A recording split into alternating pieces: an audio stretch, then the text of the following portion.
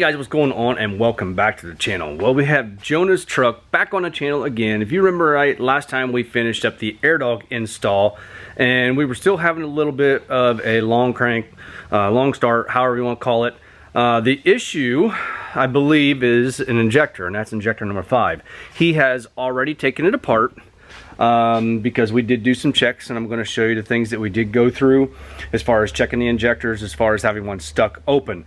Unfortunately, with my scanner that I have, I'm not able to check individual injectors, so we kind of had to do it the old school way and just check things and see where it led us to. I'm going to go over those couple of things that I did, or we did, to check them before he tore it apart to get that injector out. Right now he doesn't have the money to purchase 6 new injectors, so he did go to AutoZone. Actually carries Bosch remans, and he picked up a Bosch reman there. So you can see Bosch box. This is number 5. This is stuck open, and like I said, in just a minute I'll show you how we come to the conclusion that this one's stuck open. This is a Bosch reman. It comes with cap on it, cap on the nipple, and then it does come with a plastic cap over the O-ring. So everything is the same. If you happen to order injectors and it doesn't have the hold downs on them, there is a snap ring right here.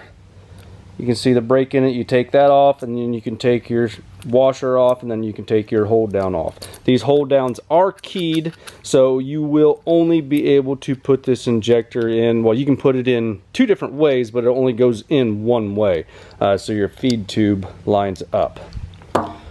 If you're just doing one injector, it's not necessary to pull your fuel rail and all lines off. As you can see, just doing number 5, we just pulled off the number 5 line. You can see right now I've got a cap on number 5 right there on the rail, and I'll explain that in just a minute. Just pulled off those rocker arms. We did leave the rocker box on, and this is just for replacing one. So it's more than adequate room.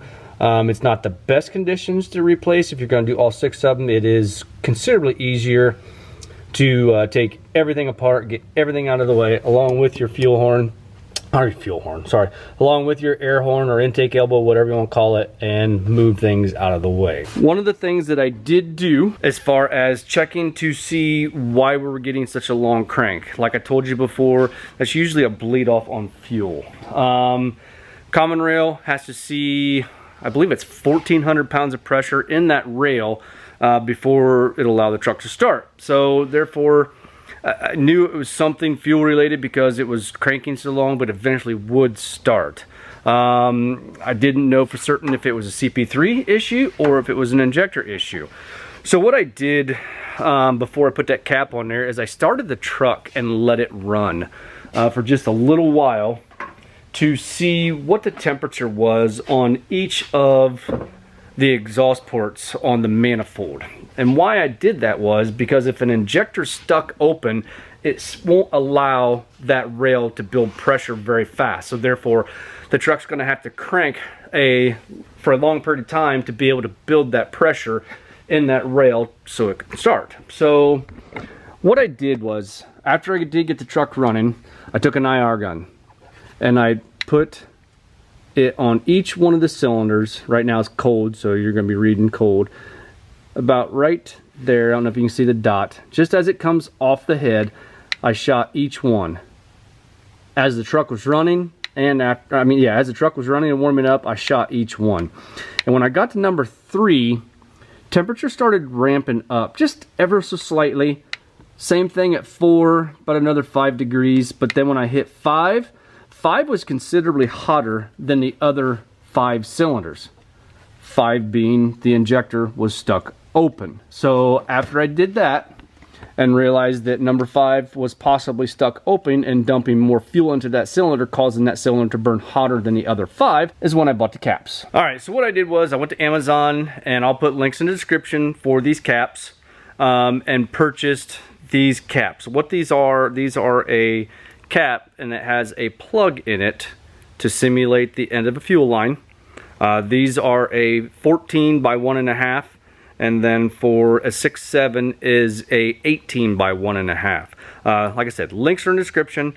If you guys just want to go directly to that and purchase some of these, like I said, links are in the description, or do a search for a 14 or an 18 millimeter cap. So with that cap on cylinder 5, right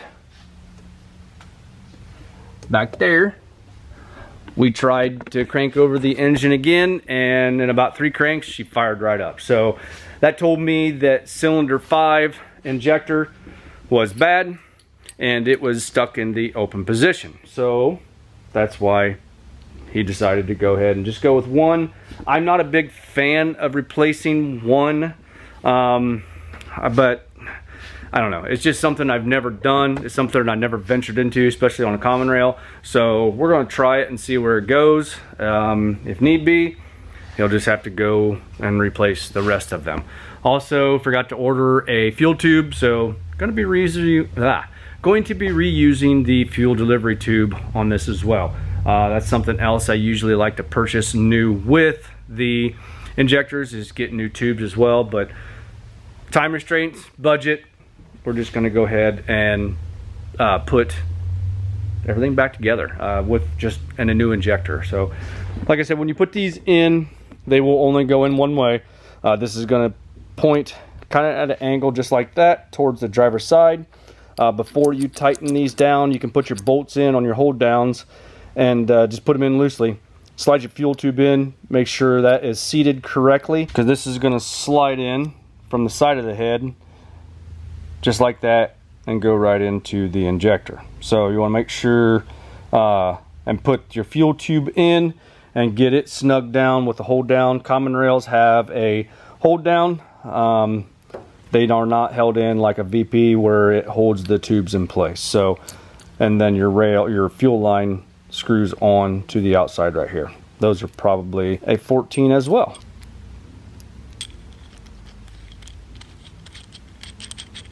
Yes, they are. So you can see as I screw that in, that comes up and seals off the end of it, and it works just like it does when you put it on the fuel rail. Both ends of the fuel line or your delivery lines are the same. So I guess with that being said, we can go ahead and get the injector put in place, get everything buttoned up, put back together, and see how this truck cranks over. All right, we're going to slide our injector in. Right here's number 5 and back here's number 6, and then working our way forward, 4, 3, 2, 1. Anyway, when you put these in, you want to make sure and use something to lube up this O-ring. I like to use engine oil because that's what's going to be on it the most. And then these will get oriented the right way. Remember, you want your fuel tube to be pointing towards the driver's side. Just slide it down in there and push on it until you feel it pop in place, just like that. Now, if you want to, you can go ahead and start your bolts, but do not tighten them up yet.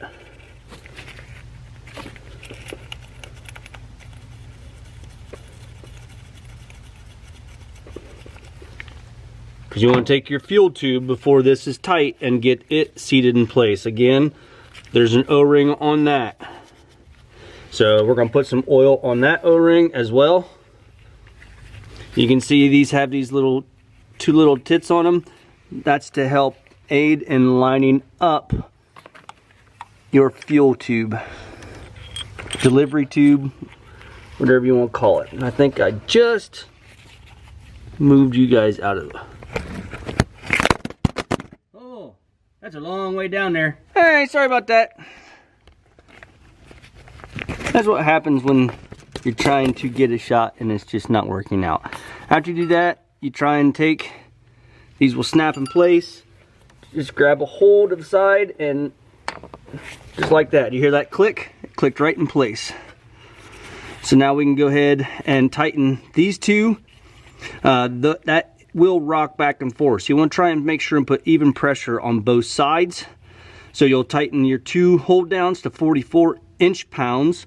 You'll tighten your fuel tube to 11 foot-pounds to start with. And then after you get that done, if you're going through all of them, you'll go through all of them and do that. You'll go back, since we're just doing one, we'll do 44 inch, 11 foot over here. Go back and do 89 inch, and then go back over here and do 37 foot-pounds. So we'll go ahead and take care of that now, and get the fuel line put back in place, and put our electronics on there, and we should be good to go. We'll give her a start and see what happens. One thing I would like to mention, if you are doing all 6 of them, you will have to remove this lifting eye back here for your engine. It's just 2 bolts right here. Then you can get that lifting eye out of your way. It is kind of a pain in the butt to get to number 5 with that lifting eye in there. To torque your hold down nuts for your tubes, you will have to have that lifting eye removed for number 5 as well. If you're just doing a 1 replacement from 4 forward, you should have plenty of room to get that in there.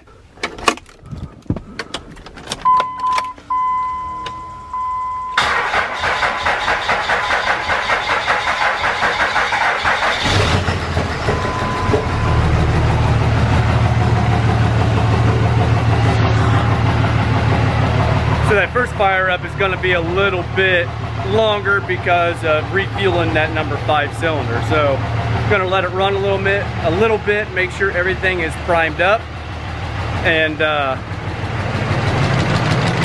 we'll shut her down and try and fire her again. All right, we had it running for just a little bit, shut off, let it sit for a minute. We'll see what happens this time.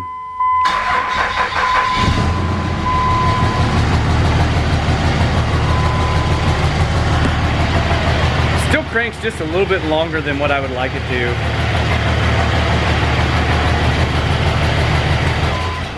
All right, we're still not getting the results that I want.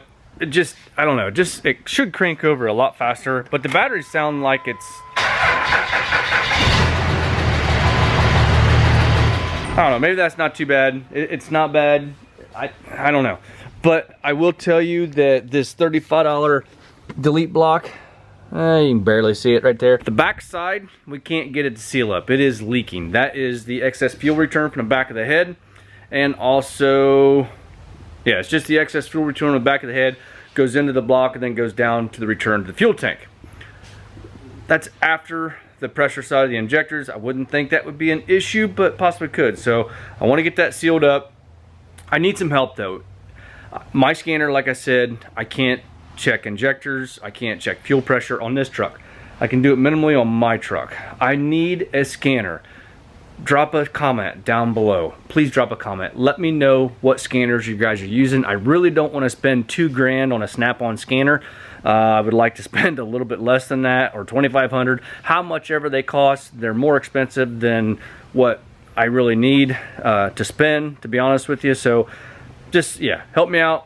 Let me know what scanners you guys are using on these 03s and up to 03 and up, basically, on the common rails. I know there's some cheaper scanners out there that you can measure fuel pressure. You can do all that stuff. So please comment below. Let me know what scanners you guys are using. Anyway, with number 5 replaced, it does start considerably easier, but there could be other issues as well. Not sure what they are. That's why I like to go ahead and just replace all the injectors and make sure they're taken care of. That way you have no issues there. It could be having some leak off on the tubes because we did reuse one of the tubes. That's why I don't like to use them, but it wasn't ordered and time crunch. So when the tubes are put in there, they are basically a compression fit. So when you tighten that up, that puts torque on that tip inside that little hole right there, and the way that seals is by torquing your tube and pressing it into the injector for a tight fit. So don't know, just a lot of the things that I like to do, he doesn't have the money for. So this is the things you kind of have to deal with. I've told him when he bought the truck that diesel equals dollar signs. He wanted to go with it, so this is what we're stuck with. Anyway, pretty much all I have. Remember, if you guys want to pick these caps up, they are on Amazon. Links are in the description. If you guys have not watched last week's video We were over at Josh's house doing some Evil Energy installs, and I kept this one for myself. That's going to be coming to my 4th gen, so he wasn't able to use that. It was just too big. It's a catch can. I've got some ideas with it because we're still slobbering oil out of that SPE Lab valve cover. So it's supposed to be baffled, but it's not. Again, SPE Lab is going to be coming to the channel with a grid heater delete and a new intake elbow. If you guys follow me on TikTok, you have saw this as well. Last video for the intake air horn. We also have a new tool coming. We used this on last week's video with the Evil Energy. This is from that GSTP Auto Parts, I think is what it is. This is their AN fuel line kit or AN kit. It goes from -4 to -12. Really nice. Hopefully I'll get a video done for tomorrow and get this on there so you guys can see this tool work. It's pretty nice. Makes everything really nice as far as putting your AN fittings together. So I guess with that being said, if you guys don't mind, hit that like button, give me a thumbs up, subscribe if you have not already done so, and we'll see you guys in the next one.